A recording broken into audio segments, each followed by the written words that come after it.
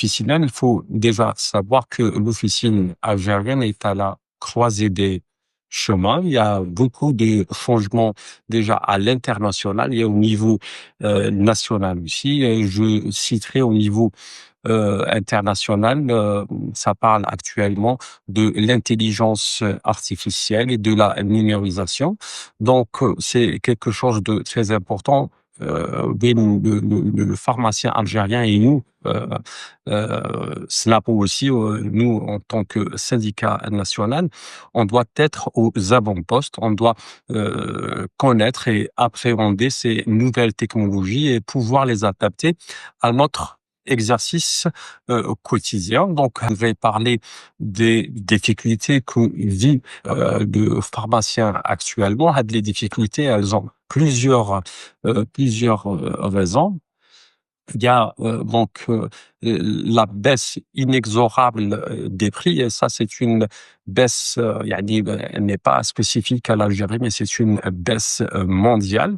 Et nous, nous en souffrons. Donc il y a une baisse des marges où on est très limité, concernant ça. On a perdu, plusieurs points, en quelques années, on a perdu plusieurs points sur ça. وهذه تاني تخلي le pharmacien algérien يحس بالضغوطات الاقتصادية. Et je dirais aussi qu'il y a d'autres problèmes que vit le pharmacien algérien. Je citerai les pratiques illégales, la vente concomitante. Ça reste toujours une vente concomitante. هادو كامل en souffre. Le pharmacien algérien souffre avec ça. وزيد على ذلك, il y a plusieurs thématiques qui font que psychologiquement, le pharmacien algérien, l'officinal, et son moral son moral est au plus bas parce qu'il y a plusieurs menaces. Il faut pas oublier qu'il y a les menaces des numerus clausus, les menaces les incitations, tout ça, c'est des menaces réelles. Et puis là, en tant que syndicat, on est conscient, on y travaille. Donc, même si on ne le montre pas, il y a du travail, il y a un travail qui est en train de se faire actuellement et depuis très longtemps. ما لحقناش كما على بالكم, c'est une nouvelle direction, mais les anciennes directions ont toujours travaillé pour le maintien des acquis. C'est des acquis qu'on doit, nous, autant que syndicat et autant que nouvelle direction, de maintenir et de protéger. Ce qu'a fait le SNAPO, aussi, si je reviens un petit peu en arrière, quand je parlais de la baisse des prix, le SNAPO a quand même décroché un très grand acquis.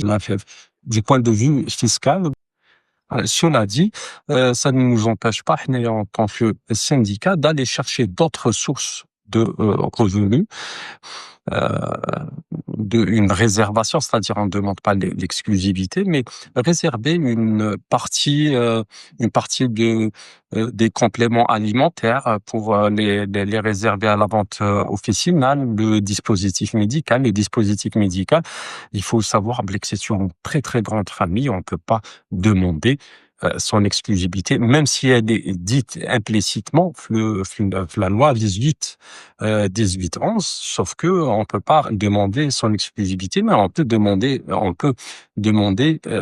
qu'on nous réserve une partie pour la vente en officine. Et ça, c'est des dossiers qui sont en cours et je le redis encore une fois, c'est des anciens dossiers, donc des directions précédentes qui sont en train d'être travaillées très sérieusement par la direction actuelle. Et je citerai aussi, en cherchant d'autres revenus, la vente de quelques produits anti-cancéreux. Donc, sur ce point, par exemple, on a été invité le 2 et le 3 mai passé, les assises nationale pour établir un plan anti-cancer 2025-2035. Là, on a pu donc inscrire nos recommandations en plein plénière. Avec les recommandations, c'est là Donc c'est le passage de quelques produits, l'hospitalier, l'officinal et leur prise en charge par les caisses de la sécurité sociale. Donc voilà à peu près, ce que fait, le SNAPO, pour améliorer un petit peu